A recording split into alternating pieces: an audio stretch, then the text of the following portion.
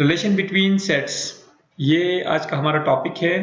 Relations discuss करने से पहले कार्टेशियन प्रोडक्ट के बारे में हम बात करते हैं कि दो सेट्स के दरमियान कार्टेशियन प्रोडक्ट, यानी अगर हमारे पास एक सेट x है दूसरा सेट y है, तो इन दोनों का जो कार्टेशियन प्रोडक्ट है वो एक सेट है जिसके एलिमेंट्स ऐसे ऑर्डर पेयर्स हैं जिनके फर्स्ट एलिमेंट्स पहले सेट x से लिए गए हैं और हर ऑर्डर पेयर का जो सेकंड एलिमेंट है वो सेट y से लिया गया है। यानी x और y का जो कार्टेशियन प्रोडक्ट होगा वो एक ऐसा सेट होगा जिसके अंदर ऑर्डर पेयर्स होंगे, और वो ऑर्डर पेयर्स ऐसे ऑर्डर पेयर्स हैं जिनके फर्स्ट एलिमेंट्स x से लिए गए हैं और उनके सेकंड एलिमेंट्स जो है वो y से लिए, क्योंकि हर ऑर्डर पेयर के अंदर दो एलिमेंट्स होते हैं, फर्स्ट एंड सेकंड। इसके मुख्तलिफ नाम है, डोमेन रेंज कहें उसको, अगर ज्योमेट्री के पॉइंट ऑफ व्यू से बात करें तो जिसको हम कहते हैं x कोऑर्डिनेट y कोऑर्डिनेट, तो यहाँ पे जो है डोमेन रेंज कहना ज़्यादा मुनासिब है, या फर्स्ट कोऑर्डिनेट सेकंड कोऑर्डिनेट या फर्स्ट एलिमेंट सेकंड एलिमेंट कह देना ही काफ़ी है। कि यानी वो तमाम ऑर्डर पेयर्स कि जिनके फर्स्ट एलिमेंट्स जो है वो सेट x से हों और इनके सेकंड एलिमेंट्स जो है वो y से हों, तो उन ऑर्डर पेयर्स के सेट को हम कार्टेशियन प्रोडक्ट कहते हैं x और y का। और ये कार्टेशियन प्रोडक्ट जो है हम इस आइडिया को एक्सटेंड कर सकते हैं up to 3 sets 4 sets up to n sets, यानी जितने नंबर ऑफ सेट्स होंगे हम उन तक ये आइडिया जो है वो एक्सपेंड कर सकते हैं। यानी अगर हमारे पास a1 a2 up to an हमारे पास n सेट्स हों, n सेट्स का मतलब any number of sets, 2 sets 10 sets 15 sets या 100 सेट्स, तो उनका जो कार्टेशियन प्रोडक्ट होगा वो भी वैलिड होगा। और उनका कार्टेशियन प्रोडक्ट हम कैलकुलेट करेंगे टपल्स के जरिए। हम जो वर्ड यूज करते हैं उसको हम कहते हैं n टपल्स। जैसे हमारे पास ऑर्डर पेयर है, यानी एक ऐसा ऑब्जेक्ट जिसके अंदर दो एलिमेंट्स हों, ऑर्डर्ड हों, यानी एक तरतीब में हों दो एलिमेंट्स, तो उसको हम कहते हैं ऑर्डर पेयर, या इसको हम कहते हैं 2 टपल। इसी तरह अगर हमारे पास एक ऑब्जेक्ट ऐसा हो जिसके अंदर 3 ऑर्डर्ड एंट्रीज हों, तो उसको हम कहते हैं ऑर्डर ट्रिपल, या उसको हम कहते हैं 3 टपल। इसी तरह अगर ऐसा ऑब्जेक्ट हो जिसके अंदर एलिमेंट्स जो हैं वो 4 ऑर्डर्ड एलिमेंट्स हों, तो इस तरह के ऑब्जेक्ट को हम कहते हैं 4 टपल। और इस कॉन्सेप्ट को आप जनरलाइज करें तो ये अप टू n टपल बन जाएगा। तो इसी तरह अगर हमारे पास n सेट्स हैं तो उनका कार्टेशियन प्रोडक्ट एक ऐसा सेट होगा जिसके एलिमेंट्स n टपल्स होंगे, और उसमें हर टपल के अंदर जाहिर है n एलिमेंट्स होंगे। फर्स्ट एलिमेंट पहले सेट से लिया गया होगा, दूसरा एलिमेंट दूसरे सेट से, तीसरा एलिमेंट तीसरे सेट से, अप टू nth एलिमेंट जो है वो nth सेट से लिया होगा। तो ऐसे सेट को फिर हम कार्टेशियन प्रोडक्ट कहेंगे n सेट्स का। अब बात करते हैं हम रिलेशंस की।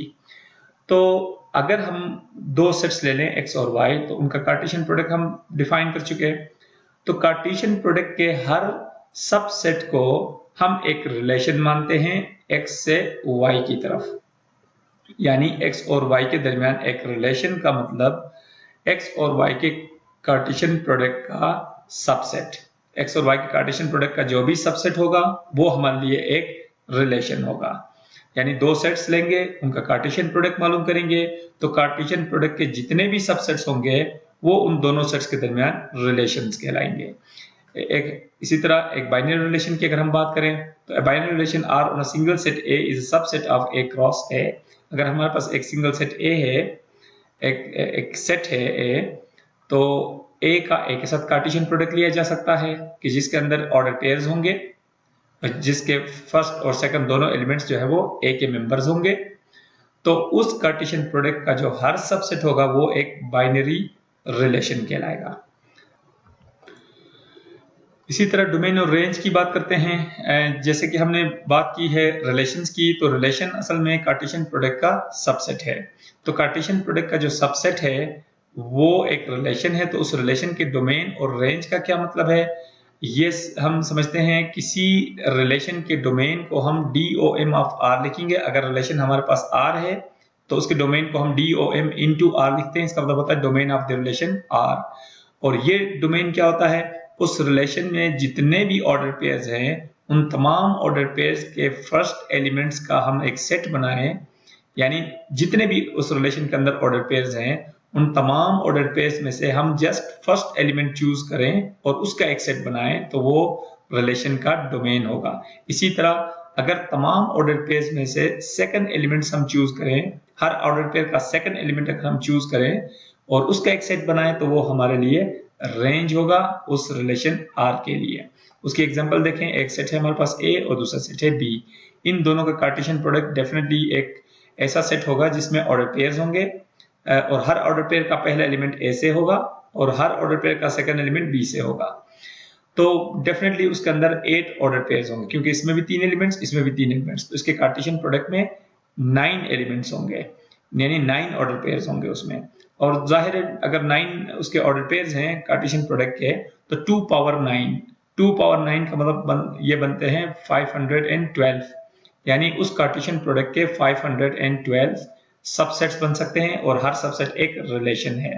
अब उसमें से हम एक रिलेशन चूज करते हैं, यानी हमने बताया कि इन दोनों के कार्टेशियन प्रोडक्ट के टोटल जो रिलेशन बन सकते हैं वो 512 है। उनमें से एक रिलेशन हमने लिया है R, और वो R क्या लिया है, उसके अंदर 2 ऑर्डर पेयर्स हैं, जस्ट 1 1 एंड 3 3।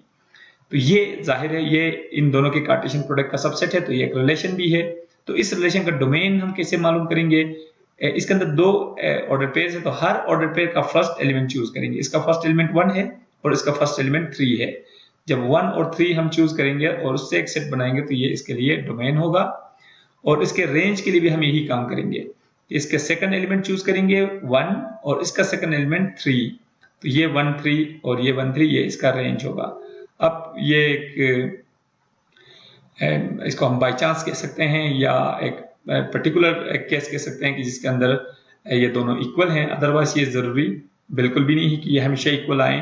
जैसे कि हम सेकंड केस में हम देख सकते हैं कि एक रिलेशन हमने लिया है, यानी कार्टेशियन प्रोडक्ट का एक सबसेट, ये सबसेट है और इस सबसेट का जो डोमेन होगा वो होगा 1 1 2 2, यानी एक सेट जिसके अंदर 1 1 2 2। अब चूंकि सेट के अंदर रेपिटेशन नहीं होनी चाहिए तो इसको हम 1 भी ट्वाइस है 2 भी ट्वाइस है, तो 1 को भी सिंगल और 2 को भी सिंगल लिख दे तो 1 2, तो ये 1 2 का सेट बनेगा इस रिलेशन का डोमेन।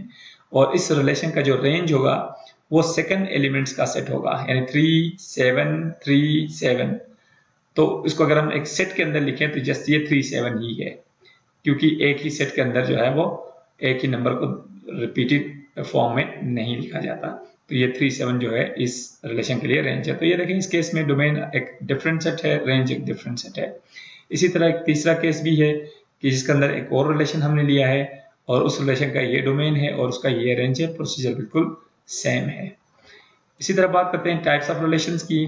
तो पहला रिलेशन है एम्प्टी रिलेशन, यानी 2 सेट्स है हमारे पास x और y, उन दोनों के दरमियान एम्प्टी रिलेशन का मतलब उन दोनों के कार्टेशियन प्रोडक्ट का जो नल सबसेट है वो उनके दरमियान एम्प्टी रिलेशन को रिप्रेजेंट करेगा, या सिंपल वर्ड्स में हम ये कह सकते हैं कि जो एम्प्टी सेट है वो एम्प्टी रिलेशन को रिप्रेजेंट करता है, यानी जिसके अंदर कोई ऑर्डर पेयर नहीं है। इसी तरह फुल रिलेशन का मतलब ये है कि अगर हमारे पास 2 सेट्स हैं x और y, तो इन दोनों का जो कार्टेशियन प्रोडक्ट होगा उस कार्टेशियन प्रोडक्ट के सबसेट्स को हम रिलेशंस कहते हैं। अब चूंकि हर सेट अपने आप का भी सबसेट होता है तो ये जो कार्टेशियन प्रोडक्ट है वो पूरा जो कार्टेशियन प्रोडक्ट है वो भी अपने आप का सबसेट होगा।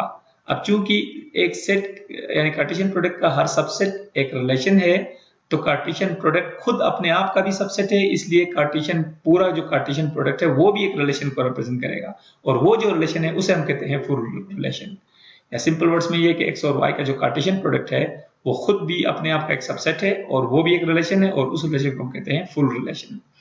आइडेंटिटी रिलेशन का मतलब ऐसा रिलेशन कि जिसके हर ऑर्डर पेयर का फर्स्ट और सेकंड एलिमेंट सेम हो, यानी हर ऑर्डर पेयर में पहला और दूसरा जो एंट्री है वो सेम हो। क्योंकि ऑर्डर पेयर के अंदर जाहिर 2 ही नंबर्स होंगे, 2 ही मेंबर्स होंगे, तो दोनों मेंबर्स अगर सेम हैं तो वो फिर आइडेंटिटी रिलेशन कहलाएगा। इसी तरह इनवर्स रिलेशन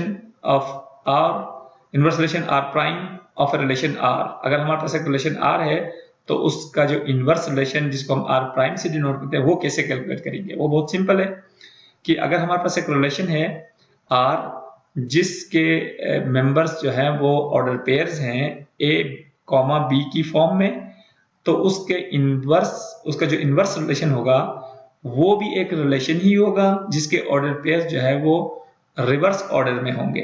अगर R के पेयर्स A B की फॉर्म में हो, यानी x1 y1 की फॉर्म में हो, यानी पहला पेयर x1 y1 हो, दूसरा x2 y2 हो, तीसरा x3 y3 हो, तो फिर उसका जो इनवर्स रिलेशन होगा R प्राइम वो रिवर्स ऑर्डर में यही ऑर्डर पेयर्स होंगे, यानी सिर्फ रिवर्स ऑर्डर में जो अंदर नंबर्स हैं वो रिवर्स ऑर्डर में होंगे। यानी y प्राइम y1 x1 होगा, फिर y2 x2 होगा, y3 x3 होगा, ये उसका इनवर्स रिलेशन होगा। जैसे कि एक एग्जांपल हम देख सकते हैं, अगर एक रिलेशन R है जिसका पहला पेयर 1 2 है, दूसरा पेयर 2 3 है, तो इसका जो इनवर्स रिलेशन R प्राइम होगा वो इन ऑर्डर पेयर्स के अंदर जो एंट्रीज हैं इनको रिवर्स कर देने से हमें मिल जाएगा। यानी 1 2 की जगह हम लिखेंगे 2 1 और 2 3 की जगह हम लिखेंगे 3 2। तो ये हमारा इनवर्स रिलेशन कहलाता है। तो किसी भी रिलेशन का इनवर्स रिलेशन मालूम करने के लिए उस रिलेशन में जितने भी पेयर्स हैं उनके एंट्रीज के ऑर्डर्स को आप रिवर्स कर दें तो वो इनवर्स फंक्शन मिल जाएगा। इसी तरह एक रिलेशन है रिफ्लेक्सिव, यानी रिफ्लेक्सिव रिलेशन किसे कहते हैं कि अगर किसी रिलेशन के अंदर यानी अगर हमारे पास एक सेट A है और सेट A के अंदर जितने भी मेंबर्स हैं, उस सेट A के अंदर जितने भी एलिमेंट्स हैं, उन तमाम एलिमेंट्स का उन्हीं एलिमेंट्स के साथ पेयर अगर मौजूद है तो फिर वो रिफ्लेक्सिव रिलेशन कहलाएगा। यानी अगर एक सेट A के अंदर अगर दो एलिमेंट्स हैं A और B, तो उस सेट के अंदर जो दो रिलेशन यानी दो पेयर्स ऐसे होने चाहिए, यानी A का A के साथ रिलेशन हो, B का B के साथ रिलेशन हो, तो ऐसे रिलेशन को फिर हम कहते हैं रिफ्लेक्सिव रिलेशन। और इररिफ्लेक्सिव का मतलब ये है कि A और B का जो रिलेशन मौजूद ना हो, यानी रिफ्लेक्सिव का बिल्कुल बरअक्स केस है ये, यानी उसका बिल्कुल ऑपोजिट केस है। उसकी एक एग्जांपल देखें, अगर R हमारे पास A B और B A एक रिलेशनशिप है ऑन सेट A, तो ये फिर इररिफ्लेक्सिव होगा, यानी A B है और B A है, जबकि A और B दो डिस्टिंक्ट नंबर्स हैं, यानी सेम नहीं है। इसी तरह कुछ और टाइप्स हैं रिलेशंस के, उनमें से एक है सिमेट्रिक। सिमेट्रिक का मतलब ये है कि अगर किसी रिलेशन के अंदर एक एंट्री दूसरे के साथ रिलेटेड है, यानी पेयर बना हुआ है, और ये ध्यान में रखें कि x r y जो है वो, इसका मतलब ये है कि x is related to y। इसको हम ऑर्डर पेयर के रिप्लेसमेंट में हमने ये लिखा है, ये एक अल्टरनेट नोटेशन है कि x, y और ये ऑर्डर पेयर की जगह हम x r y भी लिखते हैं। इसका ये मतलब है कि an element x is related to y। जैसे कि इस केस में देखें, 1 जो है वो 2 के साथ रिलेट हुआ है, 2 1 के साथ रिलेट हुआ है, 3 2 के साथ रिलेट हुआ है, 2 3 के साथ रिलेट हुआ है। तो इस 2 3 को मैं 2r3 लिख सकता हूँ। तो ये ध्यान में रखें कि x r y का मतलब असल में x y ही है, यानी ये ऑर्डर पेयर ही है। तो इसमें ये कहा गया कि एक रिलेशन जो है वो सिमेट्रिक कहलाएगा अगर x और y का पेयर मौजूद है तो फिर y और x का पेयर भी मौजूद होना चाहिए। यानी रिलेशन में मौजूद हर ऑर्डर पेयर के अगेंस्ट में या हर ऑर्डर पेयर के कोरिस्पोंडिंग में उसका रिवर्स ऑर्डर का पेयर भी मौजूद होना चाहिए। जैसे कि इस रिलेशन R में देखें, 1 2 का पेयर मौजूद है तो 2 1 का पेयर भी मौजूद है, फिर 3 2 का पेयर मौजूद है तो 2 3 का पेयर भी मौजूद है। यानी इस सेट के अंदर जितने भी पेयर्स हैं हर पेयर का रिवर्स ऑर्डर पेयर भी मौजूद है। तो अगर ऐसा रिलेशन हो कि जिसमें मौजूद हर ऑर्डर पेयर का रिवर्स ऑर्डर पेयर भी मौजूद हो उसी रिलेशन के अंदर, तो वो रिलेशन सिमेट्रिक कहलाता है। इसी तरह एंटी सिमेट्रिक क्या होगा? एंटी सिमेट्रिक ये होता है कि ऐसा रिलेशन जिसमें x y का पेयर मौजूद हो और y x का पेयर सिर्फ ऐसी सूरत में हो जब x और y सेम हो। ये भी तो हो सकता है ना कि अगर x और y जो है अगर दोनों सेम एलिमेंट्स हों तो x y का जो रिवर्स ऑर्डर होता है वो x y ही होगा। जैसे कि 2 2 2 और 2 सेम है तो इसका रिवर्स ऑर्डर क्या होगा? 2 2 ही होगा। तो यानी रिवर्स ऑर्डर अगर एक ही सूरत में हो कि जब वो दोनों एलिमेंट्स सेम हो, यानी अगर दोनों डिस्टिंक्ट एलिमेंट्स के लिए रिवर्स ऑर्डर में पेयर मौजूद ना हो, सिर्फ सेम एलिमेंट्स के लिए वो पेयर मौजूद हो, तो ऐसा रिलेशन फिर एंटी सिमेट्रिक कहलाता है। और इसकी एक एग्जांपल हम ये देख सकते हैं कि y belongs to non negative integers and x less than और इक्वल टू y। इसका ये मतलब है कि वो तमाम पेयर्स, यानी इस रिलेशन में वो तमाम पेयर्स हैं जिसका फर्स्ट एंट्री और सेकंड एंट्री दोनों नॉन नेगेटिव इंटीजर्स हैं, यानी 0 1 2 3 4 5 इस तरह के नंबर्स हैं फर्स्ट प्लेस पे भी, सेकंड प्लेस पे भी। और फर्स्ट जो एंट्री है वो लेस देन और इक्वल टू सेकंड है, यानी पहला जो एंट्री है सेकंड के या तो इक्वल है या तो लेस है, यानी फर्स्ट एंट्री सेकंड से ग्रेटर नहीं है, यानी इसमें वो पेयर्स नहीं है जिसमें फर्स्ट एलिमेंट दूसरे से ग्रेटर हो, यानी फर्स्ट एलिमेंट दूसरे के इक्वल वाले मौजूद हैं और फर्स्ट सेकंड से लेस वाले पेयर्स मौजूद हैं। तो ये एक ऐसा रिलेशन है जो कि एंटी सिमेट्रिक है, यानी इसके अंदर अगर एक एलिमेंट में ले रहा हूं 1 3, तो 1 3 इसका एक मेंबर है, तो 3 1 इसका मेंबर नहीं है, यानी उसका रिवर्स ऑर्डर का पेयर इसमें मौजूद नहीं है, क्योंकि 3 1 जो होगा उसमें पहला एलिमेंट ग्रेटर होगा दूसरे से, तो इसमें वो एलिमेंट्स नहीं, इसमें सिर्फ वो पेयर्स हैं जिसमें फर्स्ट एंट्री लेस और इक्वल टू सेकंड हो।